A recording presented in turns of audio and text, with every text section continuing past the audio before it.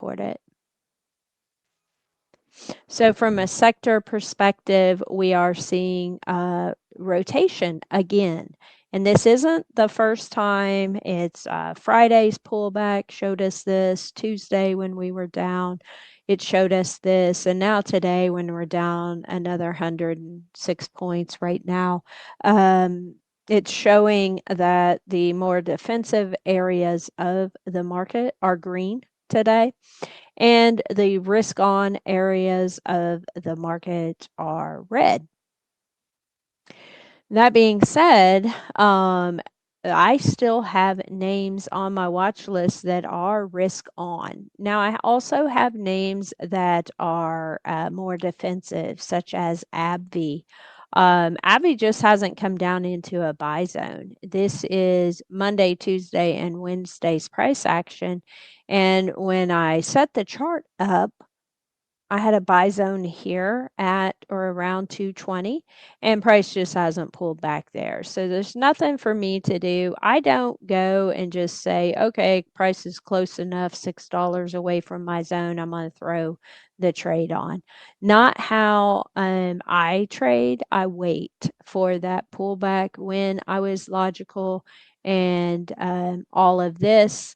Um, on Saturday or Friday night, that was my buy, and I'm going to leave it there. So no trade on AbbVie. As far as Amazon goes, here's a buy zone on Amazon, and the confirmation process saved my bacon on several of these trades. And I want you to uh, fully grasp that idea.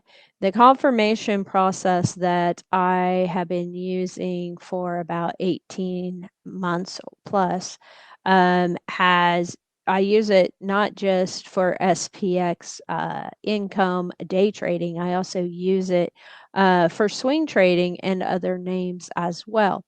So on a daily demand zone, I look at 2-hour candles and I need to see the confirmation, which is higher lows and a break above the body.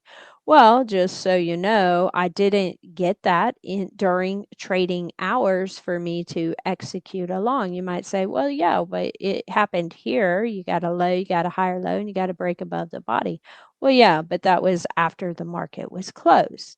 So just no opportunities to buy this dip in demand, and the confirmation process. I used that because this was not a fresh zone. It was a tested zone. The first time that price came back to it, the zone worked very well. The demand zone worked. Price came back again. We got a relief bounce. I can just look at it and tell if I ran the fibs, which, I do, but I can tell that that little rally from this test brought price into the bear channel, a relief bounce only. And now we're breaking down below it. So there's nothing for me to do except what do you do with a zone that has a candle that closes below it? Does anybody know what you do to a demand zone that has a candle closing below it? That's right, Janet. Remove the zone. Yes, TLC. Good job. You just remove it. Bye. Gone. See you later, alligator. Uh-oh, look. Right here. Inside, down. Is this an imbalance candle? Is this a larger candle than normal? Yep. Inside down equals supply. Mark it. Because if I get to where I want to trade Amazon to the upside, I need to know that there is supply here, right? I also want you to look at the squeeze indicator. Those of you that trade the squeeze indicator, what are you seeing about today's ultra squeeze?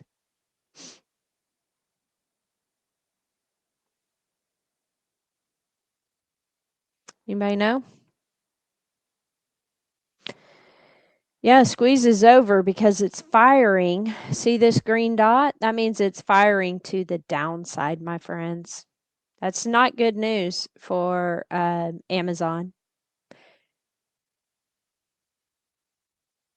This green dot on the squeeze is it's firing to the downside. Okay.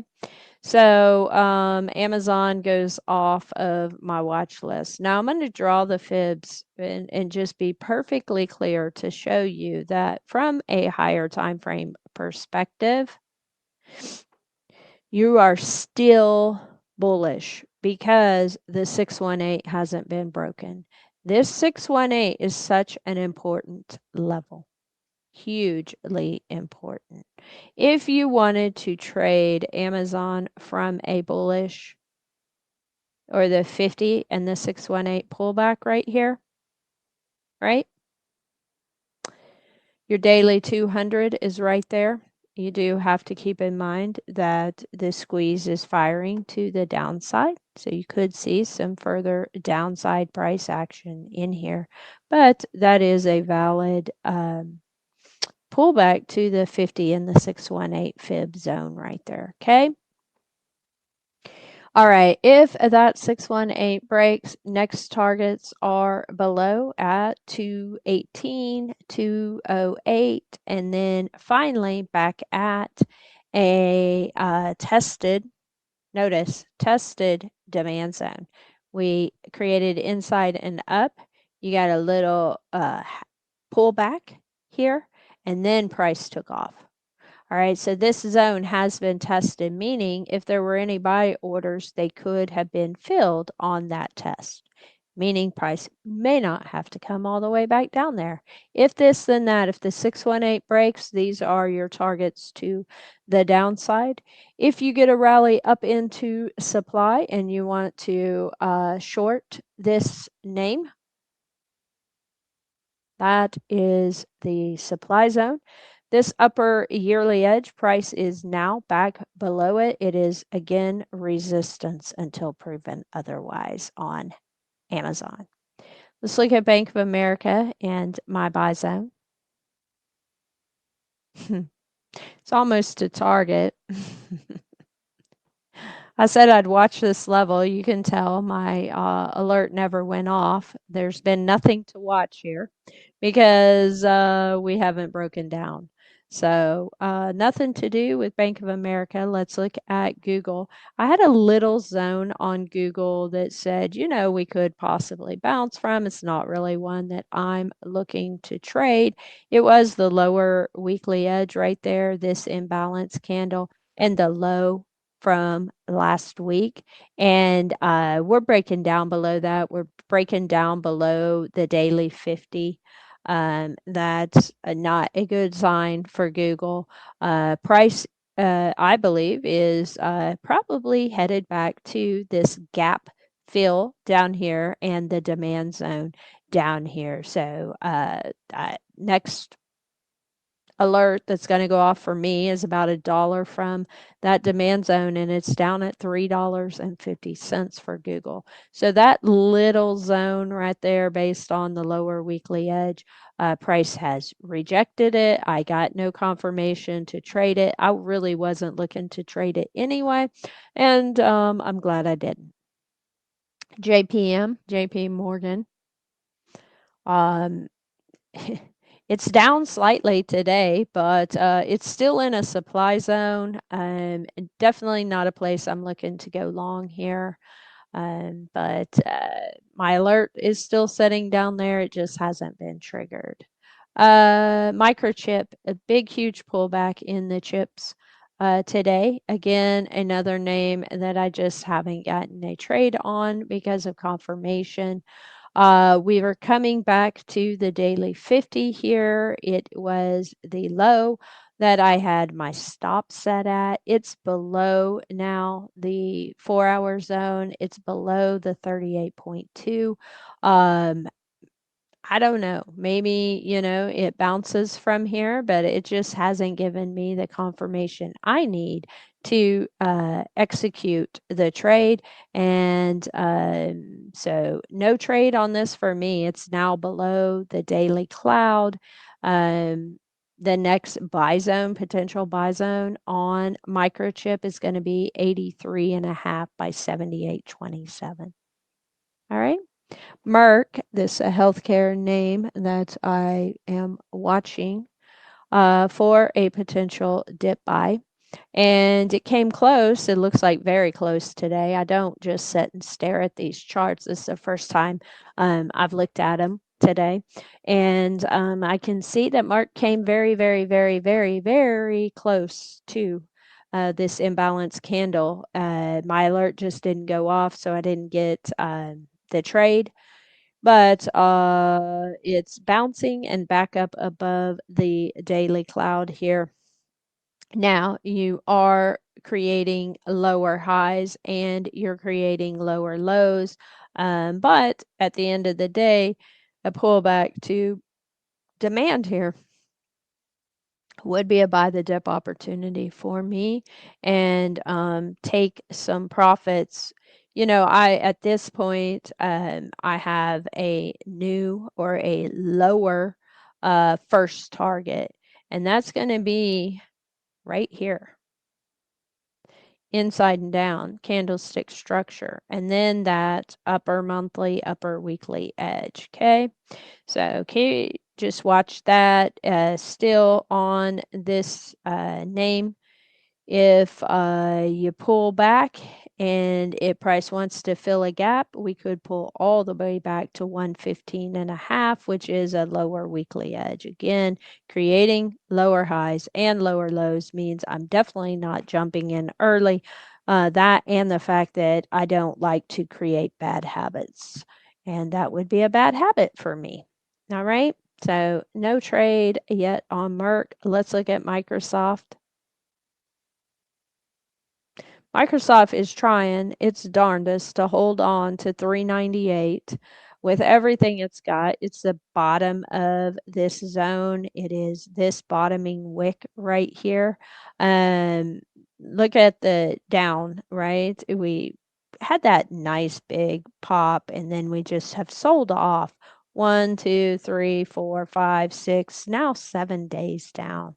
The daily squeeze fired here, but the momentum just fell apart, and now it has fired 3, 6, 8 bars, could fire another, 4 potentially, who knows.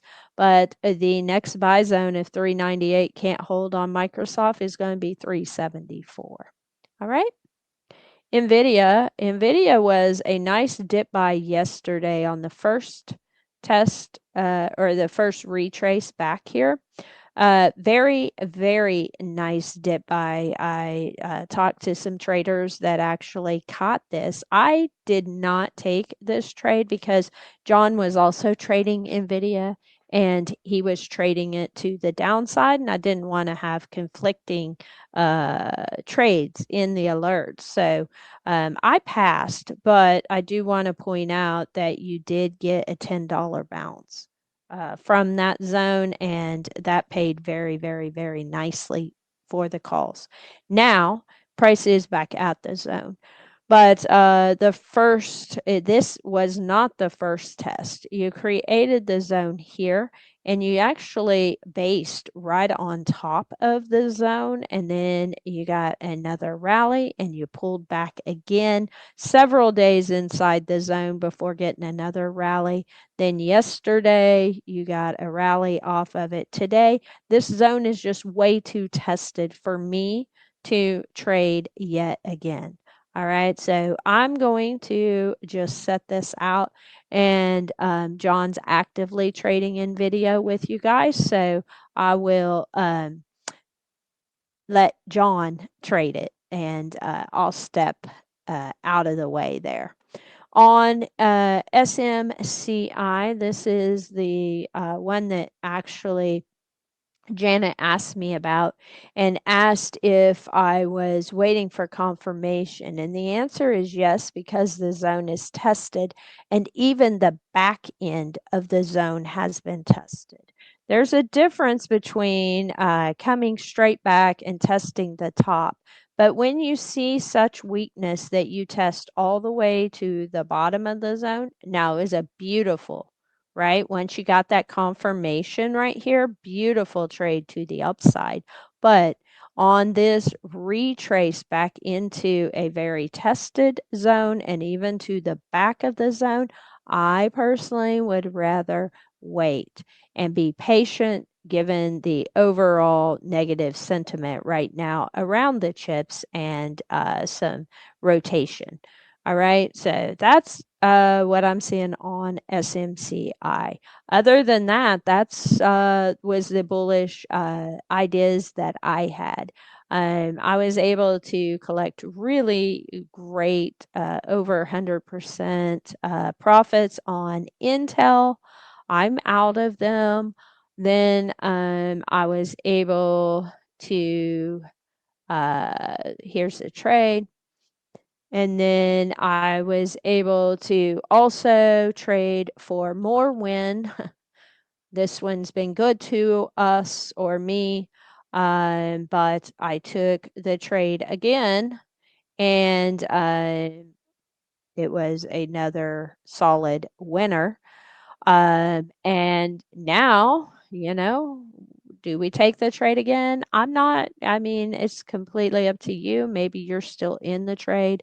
I do know you have some inside and down candlestick structure lined up right here at 24.58 by 28.62. So very quickly, I'm going to draw that now as a supply zone. And then, more recently, the price action is inside and down, right? And a continuation today. And we actually made a new low on the week and we are coming down below the monthly edge mid. That means on a 4-hour chart, this is an ACDC bear setup with this lower monthly edge as the target. You got an imbalance candle here. Price has come back here already. Could it come back again? Sure. If there's still orders there that big money, big institutions want to get filled, then price could be coming back to this demand zone right here. So CIFR has been good to me, but for now, I will not re-engage CIFR where price is at, and I will remain patient. Looks like we just got a beautiful bounce from the lower daily edge. Beautiful bounce, FYI. Very nice on ES and on SPX. And then as far as the NASDAQ goes, it bounced off of the buy zone for me. It was actually, I believe, the first test. Yeah. First test of the buy zone today. Came here right at the end of the day, and you're getting a bounce. PMZs, guys, are resistance, as are the bear channels have been most of the day. All right, but there's the idea on CIFR. Cold cash, you want to look at Apple, you bet. I believe John's in some Apple position, and so it's not on my watch list, but look, this is a demand zone on Apple. It's a nice area to buy the dip. If you look here, Apple consolidated for much of the year, and it was very, very choppy. Here was the top of the chop, here was the bottom, here was the top, top, bottom, top, and then we got going. All right, so we really got going right about in here. Okay, if you want to come down to this big green candle, that price got moving and you measure this according to Fibonacci, you can see here price is bouncing right at my favorite Fibonacci level. And that lines up with the candlestick structure.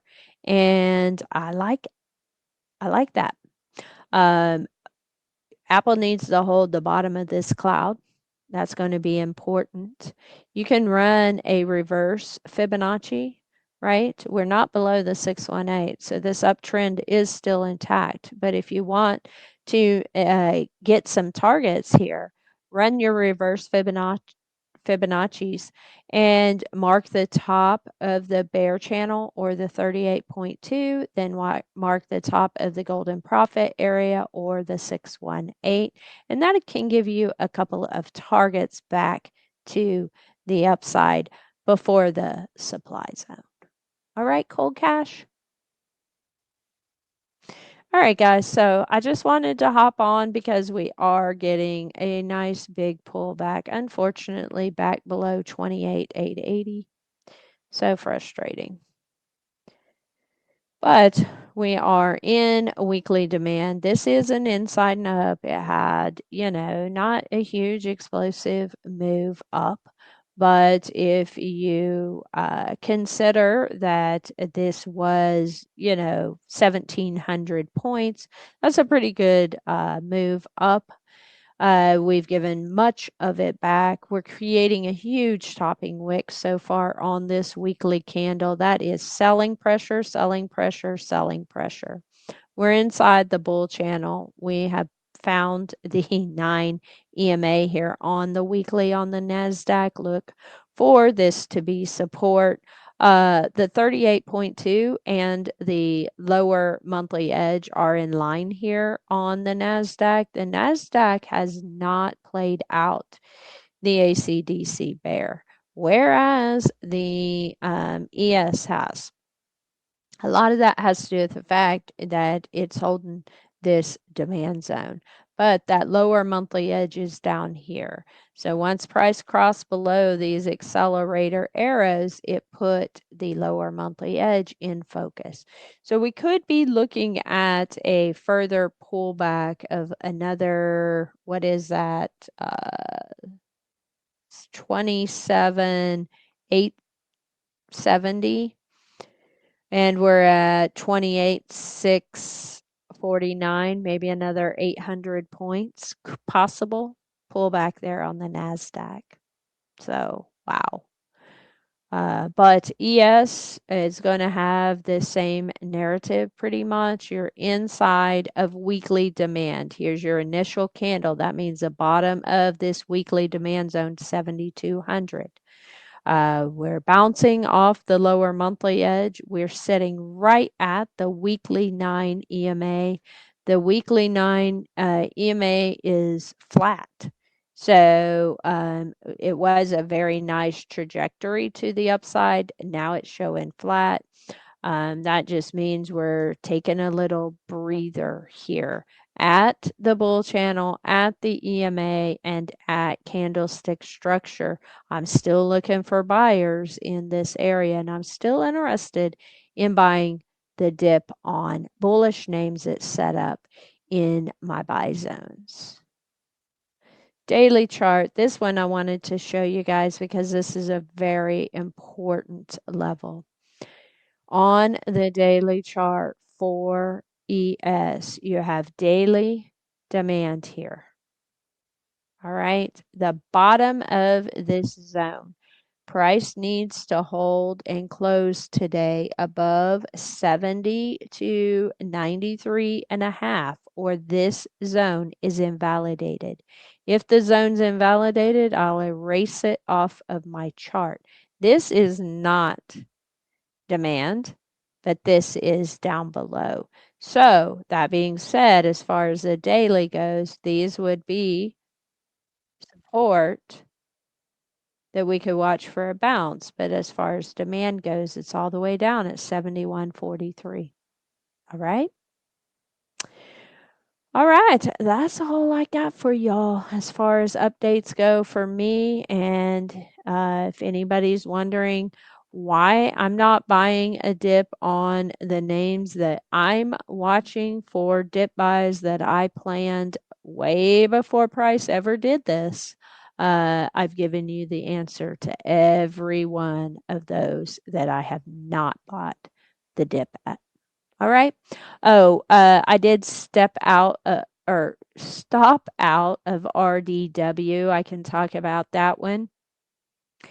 I like to just be very methodical with my trades and with my plans. So I was buying this dip at a monthly edge mid at a key Fibonacci level. That key Fibonacci level, of course, is going, you can probably guess without me drawing it, but it's going to be the bullish GP. And with price closing below a 618, guys, that puts the 887 in focus. So there's just no need for me to stay in the trade. I know that it has time, but my stop was set before any emotions were involved. And did I lose money on the trade? Yep, I did. Am I still green for the week? Absolutely. My winners more than covered my losers because I also have a loser in SPY. And this thing is just not worth jack diddly at this point. It's not worth me to close it. So I'm still in it. And it could go to a complete loss. Unfortunately, that would be my first complete loss this year.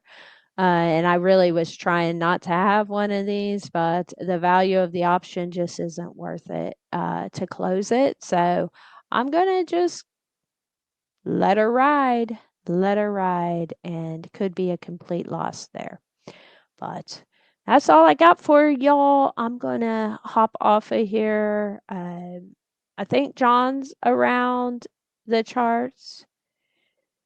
Or maybe I'm not sure, but if you have any questions towards the end of the day or really any day, you can tag me or tag John and we'll get a ping to come and answer your questions. All right. All right. Y'all have a great rest of your day and I will see you tomorrow. Oh, twins mom, wondering if I'm buying any long-term stocks. We can go over that really quick. And I hope you're enjoying your vacation, by the way. Let's look, right? Twins mom loves to trade the long-term stuff.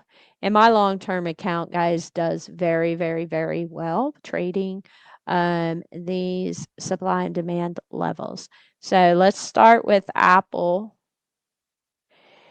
We're just going to look at this investment 2026. Apple's definitely nowhere near a buy for me. Let's look at Amazon. And again, this is longer term. Amazon is also not at a buy. Anyone that is not in Amazon and you're looking for a place to start a position, 210 level right here is a buy the dip opportunity, in my opinion. But my buy zones are down at 190. Okay, CVS, another name that I hold equity in that has been alerted in the room, definitely not at an area that I'm going to add into. I'm actually looking for another trim up at 113. Dollar General's another name that has been given to you. Dollar General, I got a buy on at 103. So Dollar General has been added to, and it will next month during the update will you'll get that update. But the next buy on DG is 75. But bought the dip, bought another dip at 103. So, trims on that one's gonna be 130 and then 157. And I will just play this thing back and forth if I have to, or we break out and we hit some of these upper targets. Ford, Ford's been good. Ford got a couple of trims recently, and it's pulled back, but it's not at a place that I'm looking to add to. So no ads on Ford. Let's look at Google.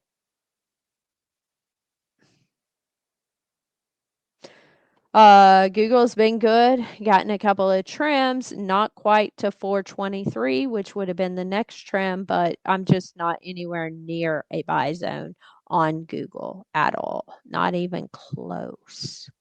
Kraft Heinz, this little booger, we got the ad here at 22 and a half, and I trimmed at 25 or 24 ish right there. Not adding, not doing anything else unless we get up here to a trim. Meta. So Meta is one that if you didn't take advantage of the 605 ad and then the trim at 661, um, I've already added the 605 level. My next add on Meta, which I added earlier this year, is 516. I would add again at 516, and then below there's 459. So Meta's just kind of in between a trim and an add. Microsoft. I've already bought this zone on Microsoft, and I've already trimmed out of Microsoft at 413 and 450. So I guess if you have not bought Microsoft and you're looking for a place, this bullish GP right here at 384 to 344 is a place, sorry, that you can look to potentially buy a dip at. Netflix, my last ad on Netflix was $76 and I trimmed at 105. I'm not going to buy in this zone again. I already have and taken profits. So my next zone for Netflix would be down here at 72. All right. NVIDIA. My buys on NVIDIA is 150. Like I said, NVIDIA, I got a trim at 215, but not at 250. That order is still setting there to be trimmed, but the buy is at 150 and the sell or the trim is at 250 on NVIDIA. Up next is Procter and Gamble. Um, I have added to Procter and Gamble. I have trimmed Procter and Gamble, and right now it either gets another trim or another ad, but nothing to do here where price is at. RCAT. This is another one that has been good to me to trade. I have shares of RCAT, so I'm not really interested unless price comes back down to 6.5 and 460. Then I would trim. But if you're not in shares of RCAT right now, then I would say buying a dip anywhere from 10.5 to 8.5 would be an area you could look to start a position at. And yeah, Tesla. Let's see what good old Tessie is doing. I am very, very, very small small allocation in Tesla because I mean, I was buying it last year and was trimming it all the way up Now, we pulled back, and earlier this year, I bought a 350 to 228 level here, and I trimmed out of those shares, and so now I'm very, very small allocation yet again, and my buy zone isn't until back here where we created the demand at 298 to 244. So nothing for me to do if you don't own Tesla shares and you have a uh, gut of steel and you're okay with setting through a very volatile name. My buy zone, my first initial buy zone is here at 357 to 328. And then Walmart, another name that has been wonderful to trade from this buy zone. It's been trimmed out most recently at 130. My buy is down at 100 and just nothing for me to do. My next trim's 150. Just setting in these shares of Walmart and they can set and pay me dividends and nothing else for me to do where it's at right now. So that's what I have. If you have the indicators, you have them set up like I do, you can scan for yearly edges and look at things that have pulled back to lower yearly edges.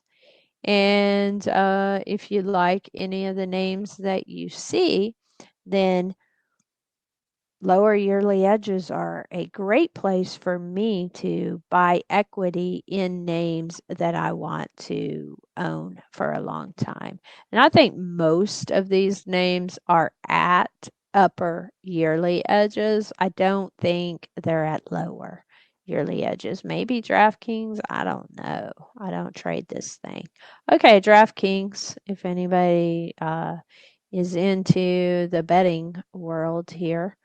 It's trying to reclaim a lower yearly edge. I don't know what EMB is. Oh, iShares of JP Morgan. There you have it.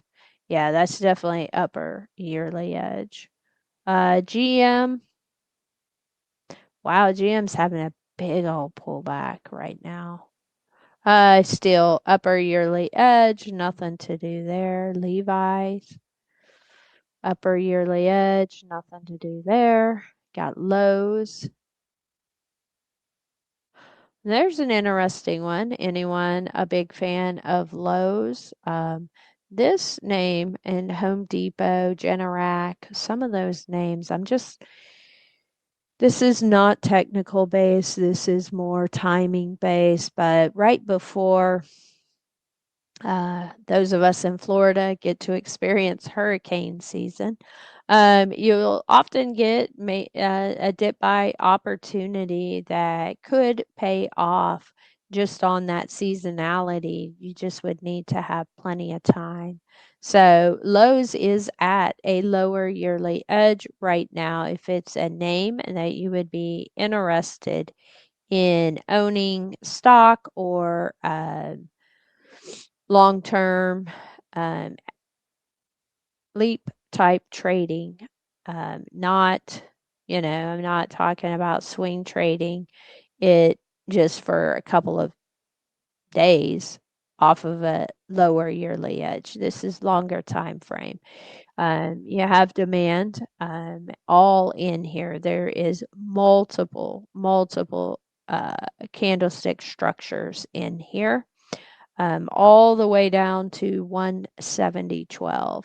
So how I like to build a position is by scaling in and just choosing these levels based on candlestick structure.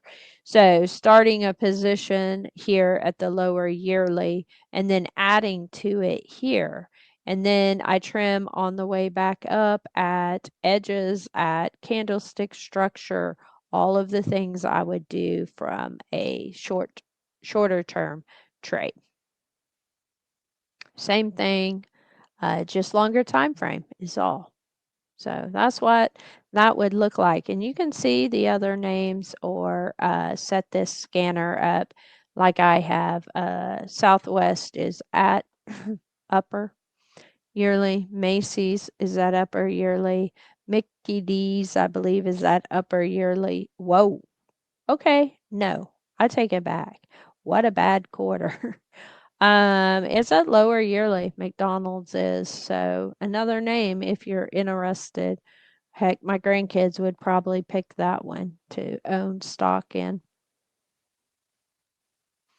But that gives you an idea. The bell's getting ready to ring. There's a little bonus session for you here, end of day. All right, guys.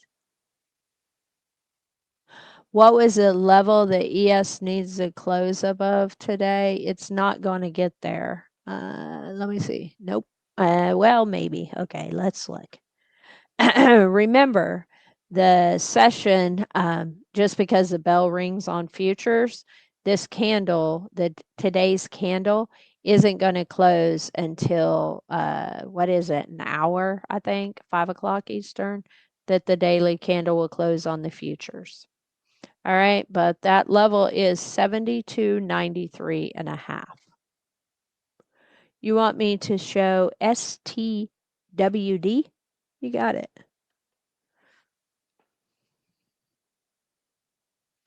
Right at lower yearly edge right here. If this is a name that you would like to trade for leap trade, it's bearish as heck. This is leap, or for me, it's equity. It's long-term type trade. Oh, good. Awesome. Surf fishing. You bought it yesterday. So I'm sure you've got some really good levels here. First thing I notice is the pivot low down here. Since you own and just bought it, let's talk about it. Of course, you're getting some inside and down candlestick structure. You have this dadgum cloud right here that is resistance.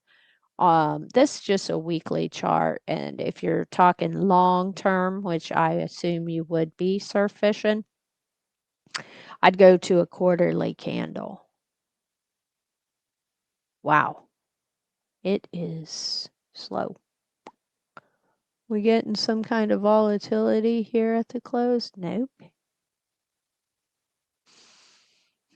Let's try a monthly and see if it'll load it quicker. A little bit quicker, huh? It might just be too much to do the quarterly. Yeah, it looks like it is. All right, so we'll go with that monthly.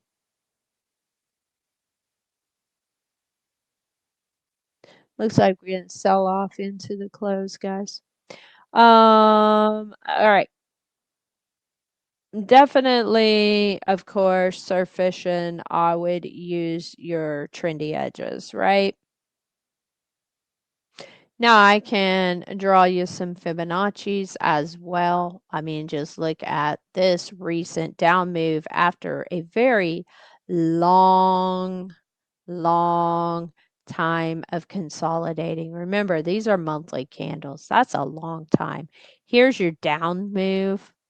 You treat every bounce as a relief bounce if you're talking about a super bearish name. Now, if you're long term in this thing, I would use the 38.2 and the 618. And then I would target right up here where we are getting the inside and down candlestick structure. Okay.